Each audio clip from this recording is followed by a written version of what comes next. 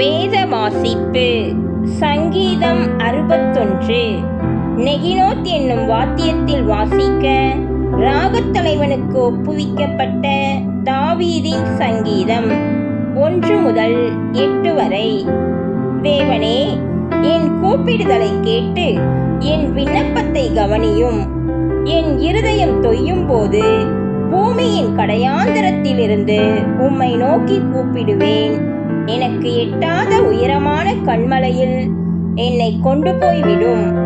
நீர் எனக்கு அடைக்கலமும் சத்துருவுக்கு எதிரே பலத்த துருகமுமாயிருந்தீர். நான் உம்முடைய கூடாரத்தில் சதா காலமும் தங்குவேன். உமது செட்டைகளின் மறைவிலே வந்து அடைவேன். சேலா. தேவனே, நீர் என் பொருத்தனைகளை கேட்டீர். உமது நாமத்திற்கு பயப்படுகிறவர்களின் சுதந்திரத்தை எனக்கு தந்தீர். ராஜாவின் நாட்களோடே நாட்களை கூட்டுவீர். அவர் வருஷங்கள் தலைமுறை தலைமுறையாக இருக்கும். அவர் தேவனுக்கு முன்பாக என்றென்றைக்கும் நிலைத்திருப்பார். தயையும் உண்மையும் அவரை காக்க கட்டளையிடும். இப்படியே தினமும் என் பொருத்தனைகளை நான் செலுத்தும்படியாக உமது நாமத்தை என்றைக்கும் கீர்த்தனம் பண்ணுவேன்.